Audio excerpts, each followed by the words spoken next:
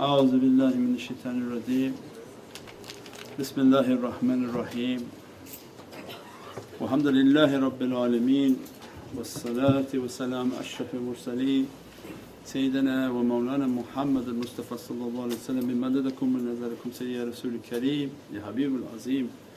Inshallah, ati'ullah, ati' Rasul wa ulul amri minkum. And then always a reminder for myself, and abdukul ajisa da'ifa miskeen zalim jahal, and by the grace of Allah that I am still in existence and we took a path in which to be nothing, that Allah's rahmah and mercy to be upon us and to keep us under that rahmah and that mercy. So now we'll take a couple questions for the meditation and tafakkur, and always a reminder that these are above PhD understandings of Islam and spirituality, and it's not something you hear and understand, it's something that you hear, you write, and to be a student of the way, that if you're not writing it there's no way you're learning it. So it's just an entertainment for you to just listen, watch presents or on the internet. These are very deep realities that if you're a student of the way then you write every single word that being brought out of these realities. As you write, these angels kiram al-katibin that make the noble scribes, what gives their nobility is the beatific realities that they write upon the book of the servant. As you move your hand, it's like a photocopy machine that written on your book. As soon as you provide a movement, the malaika are writing, and they write on the eternal kitab of the servant, and it begin to change the reality of the servant. Because what's written on their kitab is for all of eternity. It changes the rizq, it changes the energy, changes the lights, changes every light that Allah is going to be bestowing upon the soul of that servant. So means that to be a student of the way, and the way is of a very high level of reality. It's not something just easy that we heard it, we went and we go, because we keep saying it, and then you'll find out later when you talk with people, are you doing this? You say, what? Doing what? The tafakkur? So, how do you do tafakkur? So that's just entertainment for myself. I'm just talking here for the purpose of entertaining myself and Hajj Shamash. But for those whom are interested in being a student of the way, then they took a way in which to be a student, inshaAllah. We have a couple questions for tafakkur and then we close for tonight. One of the questions, Sayyidi, for a beginner, what is a good amount of time to make during tafakkur? Like how long should they? For a beginner, inshaAllah, it's a few minutes. That don't make something so heavy that you just don't want to continue it. To do something light and consistent is better than to do something heavy and keep dropping it. That it has to be a spiritual dress in which it's not so heavy you want to dump it and never do it again. You try to do everything light and consistent, so that the consistency is what Allah is looking for. And then as soon as you're consistent in that amount of 4 or 5 minutes after every salah, connecting your heart, the whole of salah is the realities of tafakkur. Because the salah is a means in which to reach to the holy Kaaba, that you're doing all of what Islam has prescribed to you in the salah. You have to do your shahada, you have to do your washing, you have to do your zakat, because you're stopping everything. Mawlana Shaykh's teaching, you're stopping from working, so that's a zakah, you're giving charity. As soon as you stop and take a half hour of salah, you could be working and making money. That's considered a zakah at that time. And you're fasting because you can't eat during your salah, and it's a pilgrimage to Allah's Kaaba, because you have to face the direction of the Kaaba. So you have all of Islam in that one salah.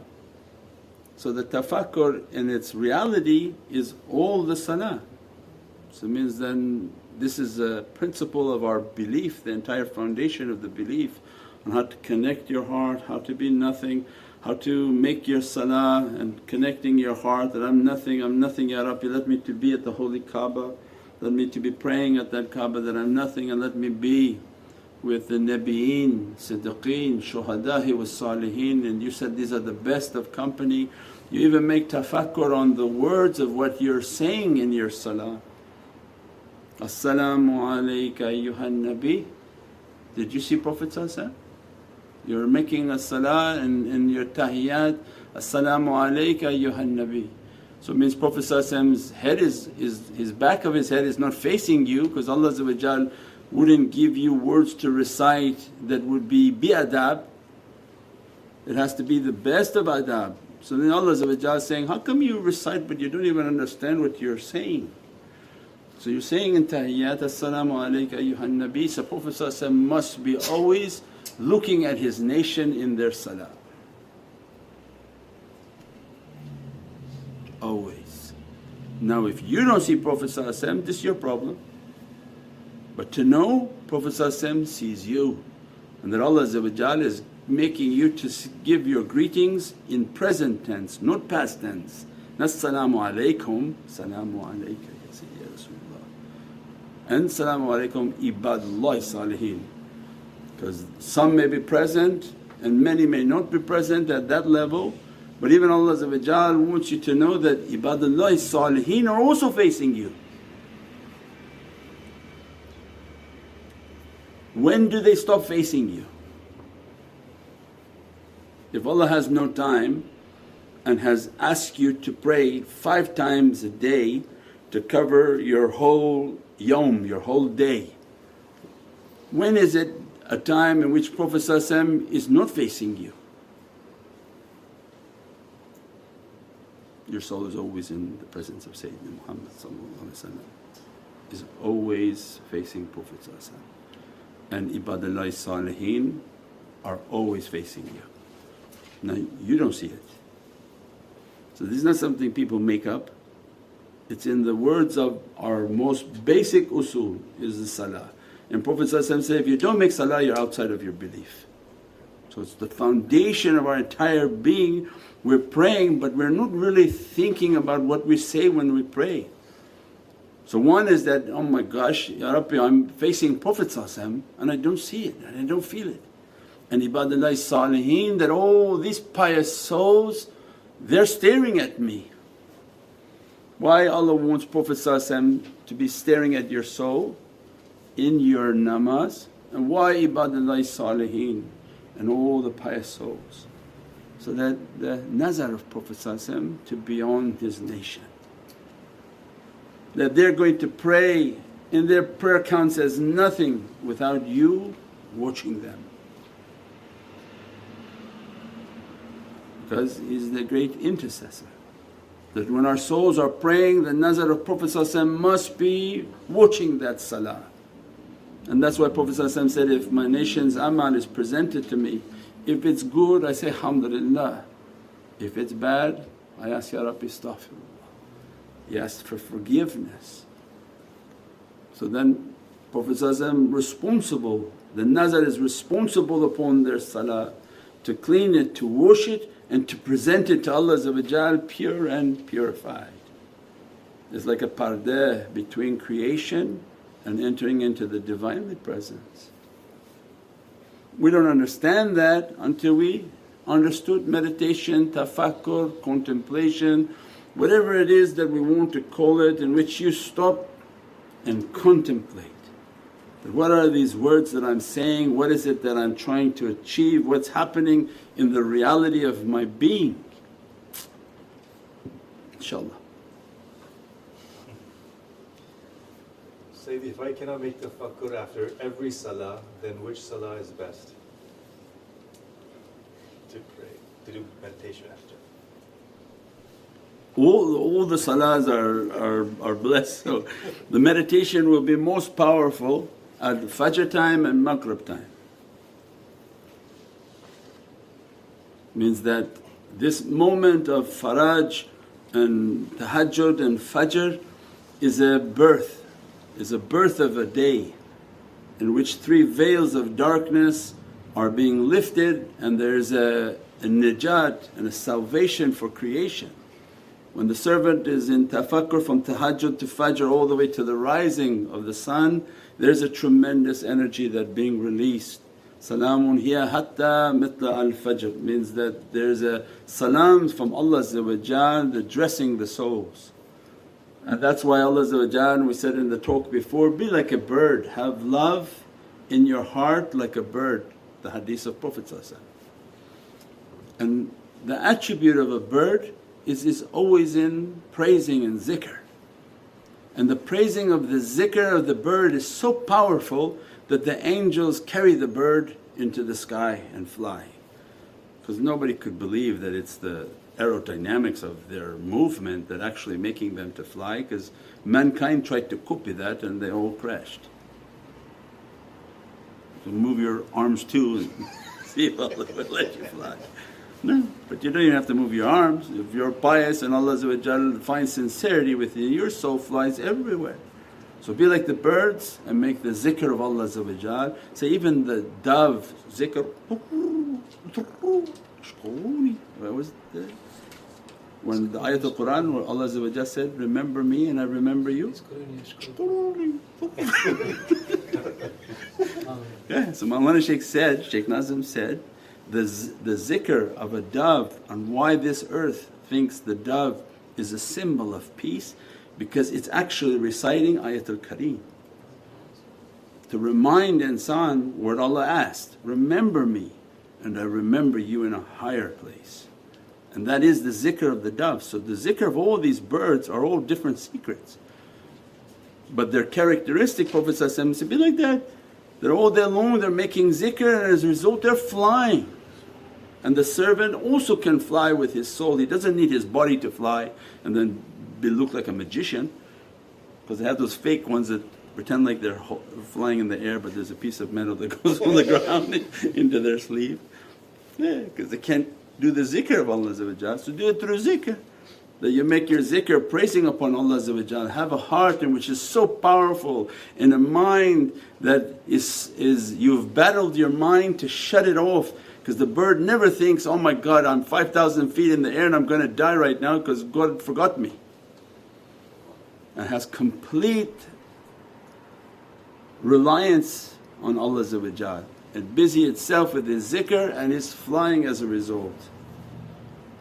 So then when do the birds sing the most? If they came at Fajr, they beat you. So Sayyidina Abu Bakr Siddiq said, if I hear the birds I know that Fajr's already taken place.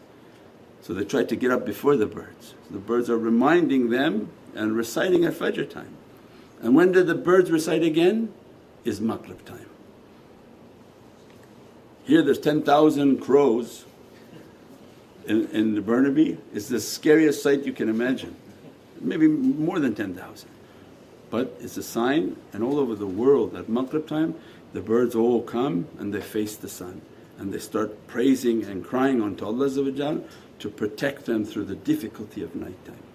And the daytime they praise Allah for this beatific day and the glory of what Allah is about to bestow upon them. So if we live a life just following the idea and understanding of even the birds, they're teaching us. So most powerful will be the Fajr and the Asr to Maghrib. So right before Maghrib they're meditating on the power that's coming onto this earth as a death of the day, inshaAllah. Is that it? And then one more nice juicy one.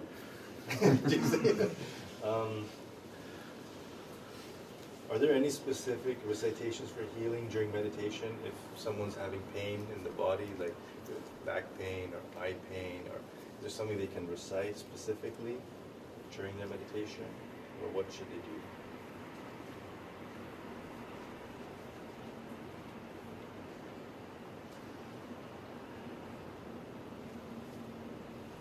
Yeah, for pain everything going to be something different. There's a different salawat, different for different ailments and different difficulties that are coming. But the most important is that when they're in a state of tafakkur, they're meditating, they're breathing, is to visualize where that pain is and asking Allah to send a light, to send an energy to take away that difficulty. So it means the whole dialogue in tafakkur and contemplation is that, Ya Rabbi, grant me your power, your light, grant me your energy, your qudrah, that grant me a light in which my light is not sufficient, not strong enough to protect me, grant me your satisfaction. That Allah bestow lights and energy upon the soul. That is resolving everything. That is the knowledge, that is the healing, that is the sustenance. If Allah grants a power to your soul, why would you need to ask for money? Because He gave the most premium part of you a reality. You don't ask for the side pieces, grant me some cash, I need like this, I need like this. No, you say, Ya Rabbi, grant me a light and rida upon my soul. If Allah is satisfied and He begin to send a qudrah and a light upon your soul and you feel it, you feel an energy coming, you feel energy while you're breathing, you feel yourself heating up, that Allah is giving you access to now a Divinely source of lights and energies that begin to dress your soul. If those lights dress you, they take away the sicknesses that Allah wants to be taken away because of deficient energy, the rest Allah wants to stay. You can't take away what Allah wants there to be in your character. And any rizq and sustenance that's not coming, well, it will be taken away by the light that's resting upon your soul. So the most premium request from Allah is, Ya Rabbi, grant me a light and energy upon my soul that you be pleased with me, take away any darkness and fill me with every light. So that Allah sends the best of blessings and they resolve every type of difficulty. After the meditation, then the zikr throughout the day should be salawat on Sayyidina Muhammad. That for you to recite a du'a and for you to recite something, that's the assumption that you're already in a correct place with Allah. Because you think that your Asmullah is going to count, you think all these recitations are going to count. The more perfected understanding is that I'm in this because of my deficiency. So the zikr that's most powerful for me is salawat on Sayyidina Muhammad. Allahumma salli ala Sayyidina Muhammad wa ala ali Sayyidina Muhammad. Immediately Prophet's nazar is upon you, sending 10 salawats upon you means Prophet is resolving your case through your salawats. And that I'm a weak servant, and what Allah ordered, the only zikr that Allah ordered, inna Allahi wa malaikatahu yusalluna ala nabi. And that's enough, that Allah and the angels are praising and praying upon with the secret of that reality. That salawat is enough to take away every type of difficulty and deficiency, inshaAllah. Bi hurmati Muhammad al-Mustafa wa basir Surat al-Fatiha. Welcome to Muhammadan Way YouTube channel, your premier destination for videos on Sufi spirituality, classical Islamic teachings and realities of the soul. With a library of over 1,000 videos and new titles uploaded weekly. Join us to discover true meaning and inner peace in our often troubled world. Click the link now to subscribe.